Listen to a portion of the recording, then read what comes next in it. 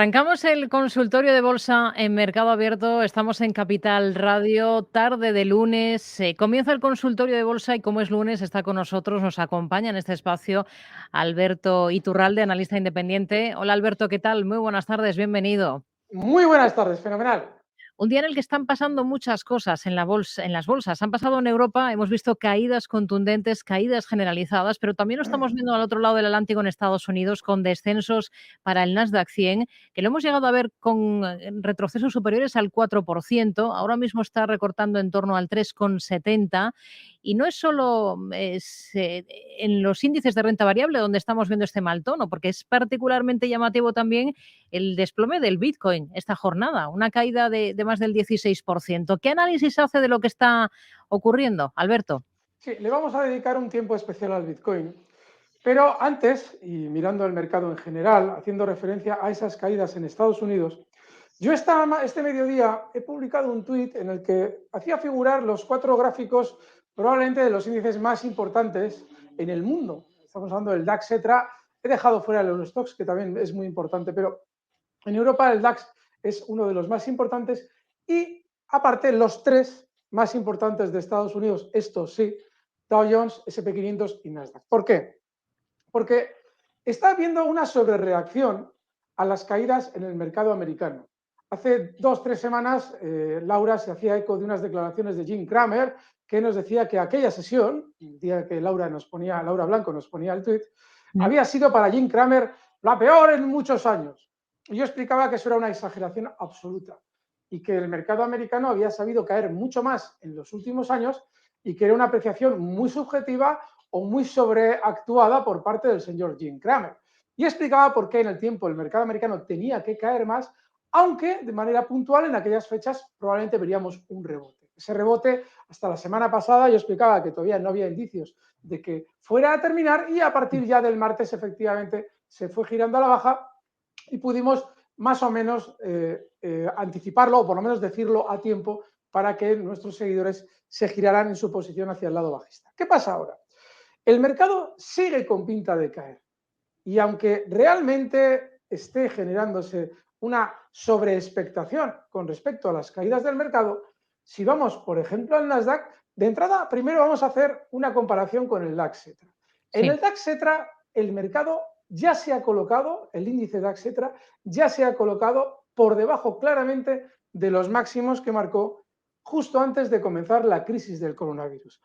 Ese punto es muy, muy importante. Estamos hablando de que con esa caída se adelantaba, por aquello de la entrada de Putin en Ucrania, a lo que luego tenían que ir de algún modo compensando los americanos. Y sin embargo, los americanos todavía no se han acercado, salvo el Dow Jones, a ese punto, y el Dow Jones relativamente. Estamos hablando de que el Dow Jones está ahora mismo cotizando en 30.760, cuando esa zona de máximos previos al coronavirus se encuentra por debajo en niveles de 29.550.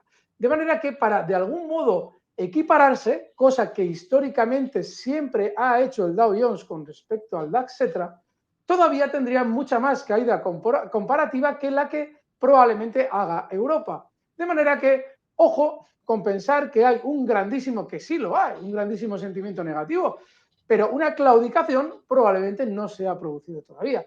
Si vamos a otros índices mundiales, por ejemplo, el caso del SP500, estaríamos hablando de que cotizando en niveles de 3.780, que era el objetivo que yo os traía hace mes y pico cuando hablaba de las caídas en el mercado americano, bueno, pues todavía se encuentra muy lejos de los 3.375, donde cotizaba en esos máximos previos a la caída del coronavirus. La salvedad en este índice y también en el Nasdaq es que estos dos no siempre se correlacionan con el DAX como sí lo hace el Dow Jones. Es decir, que el Dow Jones nos indica que probablemente sí va a haber más caída, podría ser también proporcionalmente mayor en el Nasdaq, que siempre ha sido un índice mucho más exagerado en sus movimientos, pero aún así, en el Nasdaq, fíjense, esos máximos previos del coronavirus están en 9.770, cuando el DAX ahora mismo cotiza todavía en 11.429. Lo que hay que deducir de esto que estoy explicando ahora mismo es que no hay tanta caída como nos estaban contando, porque lo que no nos contaron en su día es que había una gran subida en el mercado americano, mucho más sobredimensionada que la que se estaba produciendo en Europa. Y eso normalmente tiende a de algún modo compensarse. En el caso del Dow Jones normalmente se compensa de una manera muy fiel con respecto al DAX. Y en el caso de los otros dos, hombre, no va a ser preciso, pero sí es normal que si el Nasdaq ya es de por sí un índice especialmente excesivo, no nos debe extrañar ver los recortes que estamos viendo. Máxime si tenemos en cuenta que desde esa crisis del coronavirus y los mínimos de entonces, el Nasdaq llegó a subir hasta un 145%. De manera que ahora el mercado sigue bajista, tenemos que ir viendo durante las próximas sesiones, no tiene pinta esto de parar. Cuando vaya a ser así, probablemente escucharemos noticias más negativas de las que tenemos ya. Recuerden que todo esto de la inflación lo tenemos en la mesa desde hace ya mucho tiempo. Se necesitan noticias puntuales, especialmente, no va más. Es decir, voy a venderlo todo porque si ya después de la caída que traemos me dicen esto, pues yo ya lo regalo. Ahí es cuando normalmente se suelen generar los suelos. Pero mientras tanto, lo normal es ver rebotes por la gran sobreventa que arrastran todos los índices. De manera que no se fíen demasiado si mañana o pasado ven un cierto rebote. Recuerden que en las tendencias bajistas esos rebotes además son más rápidos que las caídas, porque lo más lógico es que una vez que ya se haya generado cierto relajamiento en el sentimiento del inversor, el mercado todavía continúe más a la baja. Mm. Vamos con los criptoactivos, concretamente con el Bitcoin. Sí. Yo hace ya 2 meses, no sé exactamente cuánto, pero estaba por aquel entonces el Bitcoin en zonas de 40.000, 40 y pico mil.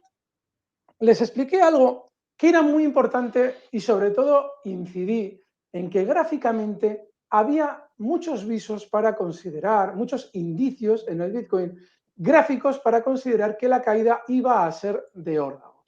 Y es que en una parada temporal que realizaba el Bitcoin, se desplazaba lateralmente con una forma tremendamente sospechosa de ser idónea para que quienes manejan los criptoactivos coloquen futuros, coloquen contados, es decir, Bitcoin, un largo, etcétera.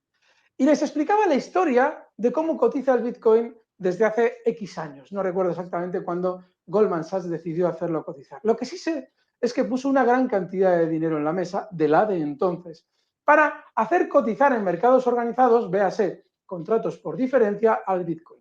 Posteriormente, en el año 2017, cuando marcó máximos, porque en un solo año llegó a revalorizarse desde $800 en los que cotizaba en enero hasta 19.500 en los que llegó a cotizar ese mismo año 2017 en diciembre, es decir, en 12 meses, una subida meteórica de un 2000%.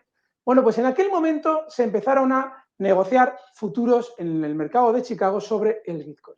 Y en aquel momento también las circunstancias y las características técnicas de esos futuros daban a ver muy a las claras qué es lo que preparaba el sistema financiero para el Bitcoin. Yo lo denuncié en aquel entonces. Cotizando el Bitcoin cerca de 20.000, explicaba, se han empezado a negociar futuros en el mercado de Chicago, pero tengan en cuenta dos circunstancias muy especiales de esos contratos de futuro. La primera es que no se liquidan por entrega. Al vencimiento del futuro no sucede como en el petróleo y en muchos otros derivados futuros, derivados de materias primas, en los que hay que realizar la entrega de la materia prima a vencimiento si te has quedado con la posición abierta, en el lado largo, obviamente. Sin embargo, en la otra parte B, en la otra circunstancia importante de esos futuros, había otro hecho tremendamente revelador. Y es que las garantías que se exigían por parte del mercado puro y duro, es decir, de Chicago Board Exchange, eran de un 44%, siendo probablemente uno de los futuros que mayores garantías exige en el mundo. ¿Y eso por qué era? Porque se sabía de antemano que a ese futuro o a esos derivados se les iba a imprimir una volatilidad brutal. Claro, al no tener que realizar la entrega físicamente, ya sabemos que el Bitcoin no deja de ser un activo digital, pero también de algún modo tiene un concepto físico en el propio contado del Bitcoin, y además, al exigir unas garantías tan brutales, la especulación estaba servida, y como en ese momento había un grandísimo sentimiento comprador para el Bitcoin, lo que solo se podía augurar era caídas, que es exactamente lo que sucedió. cayó desde 20.000 hasta 3.500. Bien, Mm. una vez que volvió después del coronavirus hasta 68.000, se hizo pública una noticia sobrecogedora que, bueno, hizo ruido una semana, yo la estuve machacando con ella durante más tiempo, pero pasó desapercibida. Y es que se había sabido que los bancos de inversión tenían de antemano y con 2 meses de antelación, ni más ni menos, información de primera mano por parte de la Fed de cuáles iban a ser las decisiones monetarias importantes que iba a adoptar. Eso que de algún modo parecía que sí, sonaba a corrupción, porque realmente lo es, no se llegó a interpretar correctamente en qué implica al mercado. Y es que en el mercado implica de la siguiente manera. En el mercado hay activos que tienen un subyacente más estable y otros que menos. Véase el oro, que tiene un subyacente muy estable, y véase otros que, como yo llevo denunciando, tienen una naturaleza pura y dura especulativa. Si el Bitcoin no tuviera unos estados que lo van a intentar controlar y limitar en el tiempo, probablemente llegaría a ser lo que nos gustaría a todos que debiera ser, es decir, una moneda cuya descentralización y sobre todo su limitación en la emisión hace que escape fuera de la influencia monetaria fiat de los estados en la economía. Sin embargo, como el sistema financiero sabe perfectamente que nunca va a llegar a serlo, lo trata como un activo especulativo, y eso implica que si la Fed va a realizar una política restrictiva de estímulo monetario, inmediatamente el activo que más va a sufrir antes que los demás es el activo especulativo puro y duro, es decir, el Bitcoin. Por eso, cuando ha habido que caer, el Bitcoin desde noviembre, cuando empezó todo aquel run run y aquellas confirmaciones, los bancos sabían de antemano lo que iba a decir la Fed y por eso liquidaron todos los contratos que pudieron de Bitcoin para luego empujarlo a la baja. El Bitcoin ha caído mucho más que todo lo demás. Eso sí, cuando la bolsa sube, el Bitcoin sube, pero cuando la bolsa baja, el Bitcoin baja mucho más que la bolsa. Y por eso tenemos el movimiento que estamos Sí. viviendo ahora mismo. Yo lo siento mucho. Sé que alguien puede pensar que yo, que encima me mojo contra el Estado, ni más ni menos, debo ser poco revolucionario, porque no creo en la revolución monetaria. Miren, señores, la revolución no se puede hacer en una función del Estado, en la monetaria. La revolución solo se puede hacer directamente en el Estado y después, una vez alcanzado el éxito en la revolución, influir en todas las funciones del Estado, incluida la monetaria. De manera que yo vuelvo a insistir, especulen en el Bitcoin, pero solo como el ejercicio que supone el intentar obtener un beneficio con la variación de precio y no con la esperanza de que en el futuro sea lo que probablemente es muy difícil que llegue a ser por la influencia de los estados. Mientras tanto, recuerden también esos máximos de los que le he hablado antes, esa zona 20.000, porque esa zona 19.500, 20.000 dólares que marcó de máximos el Bitcoin justo en diciembre de 2017, ahora en la caída, cotiza ahora en 23.867, Sí. muy probablemente serán un freno temporal en el recorte del Bitcoin por haber sido en su día resistencia y ahora ser un soporte. Bueno, más de un 14%. Está recortando el Bitcoin esta jornada y los descensos en las bolsas, pues los que hemos mencionado al principio, en el Nasdaq 100 ahora mismo, son del entorno del 3,60%. Esta es la escena general. Antes ha citado al oro en su explicación, Alberto, y aprovecho para, bueno, para poner sobre la mesa una estrategia que nos plantea un oyente. Es César, nos ha escrito a oyentes@capitalradio.es y nos dice lo siguiente: me he puesto largo en la plata a 21 y estoy pensando en ponerme también largo en oro. Agradecería un análisis del índice del oro y de la plata y si cree que puede ser el momento de los metales preciosos y soportes a tener en cuenta, nos pide. A ver si consigo el de la plata, porque el del oro lo tengo ya en pantalla, pero el de la plata me mata. A ver, vamos a ver si lo encuentro. Va a ser más complicado. En plata ya tiene la posición abierta, si no vamos analizando, echando un vistazo al oro y luego Sí, hablamos a la vamos vuelta. a, vamos a prescindir de la plata porque me parece que no lo voy a conseguir encontrar, ya que me he puesto a ello, a ver si... Vale, lo del oro, yo he explicado que durante, o sea, a ver, es una cuestión solamente del planteamiento que te estás haciendo. Esto es la plata, sí, y encima está, creo que correctamente actualizado. Es un planteamiento de qué es lo que quieres tú. Es decir, yo no entiendo, y yo lo siento, pero es que esto es como lo de SACIR. O sea, llevas 10 años haciendo el mismo análisis y luego todas las semanas SACIR. En el oro creo que solo hay un planteamiento. Ustedes en un activo creo que solo deberían antes analizar cuál es la naturaleza del activo y luego decir, bueno, ¿me interesa o no me interesa? El oro es lo que se está utilizando a nivel global. De hecho, cuando se habla de Bitcoin para intentar de algún modo paliar, a ver, ¿cómo podríamos salir del sistema fiat? Pues con oro, que es como se hace en Rusia desde hace muchos años. Entonces, si el oro se está utilizando a nivel global para paliar la pérdida de poder adquisitivo que supone la emisión fiat por parte de los estados, pues no podemos estar trabajando con esto. O sea, es que no nos hemos enterado muy bien de dónde nos metemos. Es como si vamos a ir a una carrera de Fórmula 1 con un carromato tirado por 3 caballos. Entonces, pues bueno, sí, tiene un soporte en 1800, el mismo soporte que he dicho 10 veces en las últimas 2 semanas, no ha cambiado casualmente, es un soporte que data desde hace 10 años y casualmente no ha cambiado en las últimas 10 semanas, sospecho que tampoco va a cambiar en las próximas 10 y eso, que si alguien es un inversor, un ahorrador, que quiere efectivamente tener un oro físico, es lo que yo recomiendo, pues fenomenal. El oro es un activo óptimo para llevar a cabo ese ahorro, pero estar tradeando no. Y vamos a ver la plata, si en la plata Sí. se puede hacer algo que no sea lo mismo, que va a ser lo mismo. A ver, lo mismo, si es que esto, a ver, esto es el año 2002, sí, está actualizado. La plata tiene un problema, la plata va a tener más recorte. Si quieres realizar ese ahorro en la plata, te sugiero que esperes hasta niveles de 19,50, ¿vale? La plata no está tan alcista con el oro ni por asomo, no, perdón, 19. Esa zona 19 es un gran soporte y es muy probable que efectivamente frene el recorte de la plata.